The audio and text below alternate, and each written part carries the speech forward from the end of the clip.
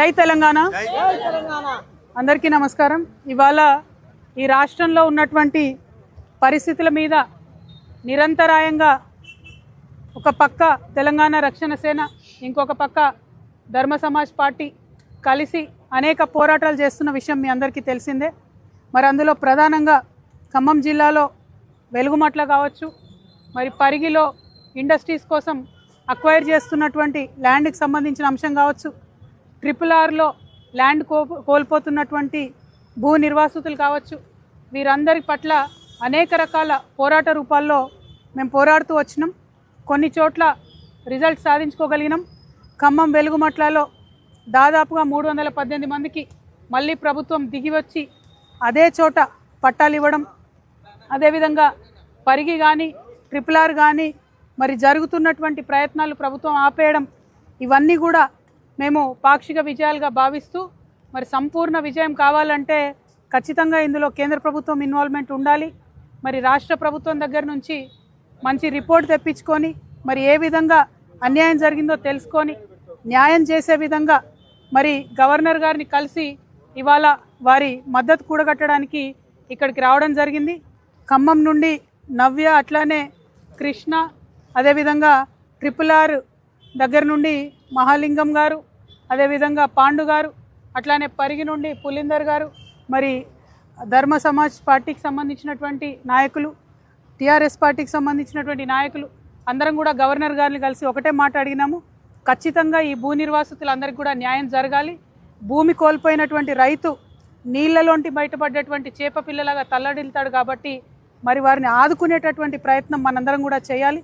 యావత్ సమాజం రైతుల పక్షాన, పేద ప్రజల పక్షాన నిలబడాల్సినటువంటి అవసరం ఉందని భావించి గవర్నర్ గారిని కలవడం జరిగింది. వారు చాలా సమయం ఇచ్చి ఈ అంశాలన్నింటినీ కూడా కూలంకుషంగా విన్నారు. మరి వారి వద్ద నుండి పాజిటివ్ రెస్పాన్స్ వస్తుందని, ప్రభుత్వం నుంచి న్యాయం జరుగుతుందని చెప్పి మేము ఆశిస్తూ ఉన్నాం. కొంత సమయం ఇస్తాం, వేచి చూస్తాం. అప్పటికి న్యాయం జరగకపోతే ప్రజాక్షేత్రంలోకి మళ్ళీ కూడా వెళ్ళడానికి వెనకాడబోమని ఈ సందర్భంగా స్పష్టం చేస్తూ మరి DSP అధ్యక్షులు గౌరవనీయులు విశారదన్ గారిని మాట్లాడవలసింది కోరుతున్నాం. ఎంత భయంకరంగా సాగుతుందంటే ఇండస్ట్రీస్ పేరు మీద వేలాది ఎకరాలు కొల్లగొడతా ఉంది. మరో పక్కన ఖమ్మం జిల్లాలో వెలుగుమట్లలో ఇళ్లలో నివసిస్తున్నటువంటి భూదాన భూములలో ఇళ్ళు ఏర్పాటు చేసుకున్నటువంటి భూమిని, అక్కడ ఇళ్ళని నేలమట్టం చేసి దాదాపుగా 718 ఇళ్ళని నేలమట్టం చేసి అక్కడ ఆ విధంగా చేస్తాం. మొత్తంగా రాష్ట్ర ప్రభుత్వం తెలంగాణ రాష్ట్రంలో వేలాది ఎకరాల భూ దోపిడీకి తన యొక్క దోపిడీ అతి భయంకరంగా ప్రారంభించింది. ఆ దోపిడీకి వ్యతిరేకంగా తెలంగాణ రాష్ట్రంలో ప్రభుత్వం మీద యుద్ధం చేసి ఆ దోపిడీని ఆపాలని, ప్రజలకి న్యాయం చేయాలని 2-3 సంఘటనలలో మరి తెలంగాణ రక్షణ సేన అధ్యక్షురాలు కవిత గారి వారితో కలిసి ధర్మ సమాజ్ పార్టీ సంయుక్తంగా ఖమ్మం జిల్లాలో పోరాడిన సంగతి మీ అందరికీ తెలుసు. ఆ తర్వాత పరిగిలో వచ్చి రైతుల భూములు 1400 ఎకరాలు భూసేకరణ చేస్తుంటే దాని మీద చాలా భారీ ఎత్తున పోరాడిన సంగతి మీకు తెలుసు. మొత్తంగా మేము చెప్పాల్సిన విషయం ఏంటంటే MRO దగ్గర నుంచి RDO దగ్గర నుంచి కలెక్టర్ వరకు రిప్రజెంటేషన్ ఇచ్చాము. ఆ పైన ఉన్న మంత్రులకి రిప్రజెంటేషన్ ఇచ్చాము. అంటే కలెక్టర్కి, MROకి, RDOకి, మంత్రులకి, ముఖ్యమంత్రి దాకా పోయినా ఈ సమస్యకి పరిష్కారం దొరకలేదు. ఖమ్మంలో పెద్ద పోరాటం చేయబట్టి కొంతమేరకు ఒక 318 పట్టాల వరకు సాధించగలిగారు. కానీ మొత్తంగా జరుగుతున్న దోపిడీని అరికట్టి బాధితులందరికీ న్యాయం చేయాలి అంటే మంత్రులకు చెప్పినా, రెవెన్యూ చెప్పినా, అధికారులకు చెప్పినా పరిష్కారం కాలేని ఈ దుస్థితిలో రాజ్యాంగ అధిపతి ఒక గవర్నర్ ఉన్నాడు ఈ రాష్ట్రంలో.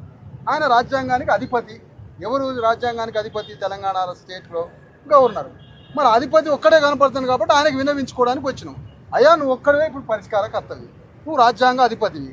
రాజ్యాంగానికి వ్యతిరేకంగా ముఖ్యమంత్రి రేవంత్ రెడ్డి దుర్మార్గంగా పరిపాలిస్తూ వేల లక్షల ఎకరాల భూదోపిడీకి ప్రారంభించాడు. అది 4th సిటీ పేరు మీద కావచ్చు, RRR పేరు మీద కావచ్చు, వెలుగుమట్ల పేరు మీద కావచ్చు, పరిగి ఇండస్ట్రియల్ పేరు మీద కావచ్చు, మొత్తంగా 1,00,000 ఎకరాలు కొల్లగొట్టడానికి పథకం పన్నెండు. దాన్ని ఇమీడియట్గా ఆపండి, భూముల్ని రక్షించండి, పేదల్ని కాపాడండి అని రాజ్యాంగ అధిపతి అయినటువంటి గవర్నర్ గారికి మరి రక్షణ సేన అధ్యక్షురాలు కవిత గారు, ధర్మ సమాజ్ పార్టీ సంయుక్తంగా పోయి అయ్యా మీరే రక్షించారు, మాకు ఎవరూ కనిపించట్లేదని ఈ రిప్రజెంటేషన్ వారికి ఇవ్వడం జరిగింది. చాలా సానుకూలంగా ప్రతి పేపర్ని చదివారు. పరిష్కారం చేస్తారేమో అనే అటువంటి ఆశాభావంతో మేము ఉన్నాం. గవర్నర్ ద్వారా కూడా పరిష్కారం కాకపోతే అప్పుడు భవిష్యత్ కార్యాచరణ మళ్ళీ ఆలోచించి అతిపెద్ద యుద్ధానికి తెలంగాణ రాష్ట్రంలో ప్రణాళిక తయారు చేస్తాము. రాష్ట్ర వ్యాప్తంగా ఉన్న భూ వివరాలు మొత్తం సమీకరించి సేకరించి ఎక్కడెక్కడ దోపిడీకి గురైతుందో దీని మొత్తం మీద రాష్ట్ర వ్యాప్తంగా ఒక నిరసన అతిపెద్ద మహాసభ కూడా పెట్టడానికి ఒక ప్రణాళిక ఆలోచిస్తాము. గౌరవిస్తూ వ్యవస్థకు విన్నవించుకోవాల్సినటువంటి బాధ్యత మాది. మేము ప్రజాస్వామ్యంలో ఉన్నాం కాబట్టి, ప్రజల పక్షాన్ని నిలబడి పోరాటం చేస్తున్నాం కాబట్టి ఆయా వ్యవస్థల్ని గౌరవిస్తూ వారి దగ్గరికి వెళ్ళి మొరపెట్టుకోవడం జరిగింది. ఇవాళ మా ముందే వెలుగుమట్ల ఇష్యూలో నేను గవర్నమెంట్ నుంచి రిపోర్ట్ తెప్పించుకుంటాను అని గవర్నర్ గారు చెప్పారు. అదేవిధంగా పరిగి విషయంలో కూడా ఇండస్ట్రీస్ మినిస్టర్ గారితో మాట్లాడతామని చెప్పారు. RRR విషయంలో కిషన్ రెడ్డి గారు కూడా రాయగిరి నుండి RRR వెళ్ళకూడదని ఇచ్చినటువంటి ఉత్తరాన్ని కూడా వారికి ఇవ్వడం జరిగింది. అక్కడ మున్సిపాలిటీ చేసిన తీర్మానాన్ని ఇవ్వడం జరిగింది. ఏ విధంగా అయితే RRRలో నార్త్ వైపు ఒక రేడియస్, సౌత్ వైపు ఒక రేడియస్ తీసుకొని ఇష్టానుగుణంగా 4 సార్లు అలైన్మెంట్ మార్చారు, అవన్నీ వివరాలు ఇవ్వడం జరిగింది. వారు కూడా కొంచెం ఆశ్చర్యానికి గురైనారు. మరి ఇంత పెద్ద ఎత్తున ఇంత అన్యాయం జరగడం ఏందని. సో వారి ప్రతిస్పందనను చూసి మేము ఆశావాహంగా ఉన్నాం. ప్రతిస్పందిస్తారని అనుకుందాం. దానికి ప్రభుత్వం కూడా మరి ఇవ్వాల్సినటువంటి పరిస్థితి కాన్స్టిట్యూషనల్ ఆబ్లిగేషన్ అయితే ఉంది. దాన్ని పాటిస్తుందా ప్రభుత్వం, పాటించదా అన్న దాన్ని బట్టి మా యొక్క ఉమ్మడి కార్యాచరణ ఏందన్నది, ప్రజలకు ఏది మేలు చేస్తుంది అన్నది ఫ్యూచర్లో డిసైడ్ చేసుకుంటాం. కాకపోతే ప్రజల తరఫున మేము చేయాల్సినటువంటి అన్ని డోర్లు, ఎక్కాల్సినటువంటి అన్ని మెట్లు, తట్టాల్సినటువంటి అన్ని తలుపులు మేము తడతాం. ప్రజలకు ఎక్కడ మేలు జరిగినా మంచిదే, కాదంటే పోరాటం మాత్రం తప్పదు, అది శరణ్యమే. కాబట్టి ఇబ్బంది ఏం లేదు. ఇప్పుడు నా సంగతి పక్కన పెడితే తెలంగాణలో ఉన్నటువంటి ఆడబిడ్డలలో ఈ నవ్య కూడా ఒకటి. ఆమె ఇల్లు ముఖ్యమంత్రి గారు ఏమాత్రం కనికరం లేకుండా రాత్రికి రాత్రి కూలగొట్టిండ్రు. అట్లా నవ్యలాగా ఎంతోమంది ఆడబిడ్డలు ఖమ్మం వెలుగుమట్ల ఇండ్లు కూలిపోతుంటే ఒక ఆడబిడ్డకు అక్కడికక్కడే గర్భస్రావం అయితే ఏడుస్తున్నటువంటి ఆ భర్త ఏడుపు ఇంకా కూడా వినబడుతుంది మా అందరికీ.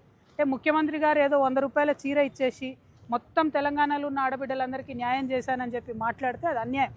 సంపదను కొల్లగొట్టి వారి ఇంటిని, వారి శాంతిని, మనశ్శాంతిని, భూముల్ని కొల్లగొట్టి 100 రూపాయల చీర ఇచ్చి నేను 1 కోటి మంది ఆడబిడ్డల్ని కోటీశ్వరులు చేస్తా అని చెప్పి కర్కోటకుడైనటువంటి ముఖ్యమంత్రి గారు అవాస్తవాలు చెప్తా ఉన్నారు. ఆ విషయం తెలంగాణ ప్రజలు, తెలంగాణ ఆడబిడ్డలు ముఖ్యంగా గమనిస్తూ ఉన్నారు. కాబట్టి మా పోరాటం ఆ బిడ్డలకు న్యాయం జరిగే వరకు కొనసాగుతుంది. అంటే ముఖ్యమంత్రి గారు విమానం ఎక్కి ఢిల్లీకి వెళ్తారు కదా, కింద కళ్ళల్లో ఉన్న రైతులు కనబడరు కదా ఆయనకు. కాబట్టి ఆయన మొత్తం క్లియర్ అయిపోయినాయి, కళ్ళల్లో ఎవరు లేరు, వడ్లు లేవు అనుకుంటున్నారు. కానీ దిగి ఒక్కసారి కాలినడకన నడిస్తే తెలుస్తుంది, కళ్ళాలకు పోయి చూస్తే తెలుస్తుంది. మా కార్యకర్తలు మేము ఎప్పటికప్పుడు ప్రజల్లో ఉండి నడిచి నేల మీద చూస్తున్నాం కాబట్టి రైతు దుఃఖమేందన్నది అర్థమవుతుంది. ఇవాళ ప్రభుత్వంలో ఉన్నటువంటి వాళ్ళని మేము కోరేది ఒకటే, మనందరం కూడా రైతు బిడ్డలమే. రైతు బాధతో ఉంటే, రైతు పంట పండించకపోతే ఎవరికి కూడా ప్రశాంతంగా ఉండదు, ఎవరికి కూడా తినడానికి బుక్కెడు బువ్వ కూడా ఉండదు. ముఖ్యమంత్రి గారు అబద్ధాలు చెప్పడం మానేసి వాస్తవాలు తెప్పించుకోండి.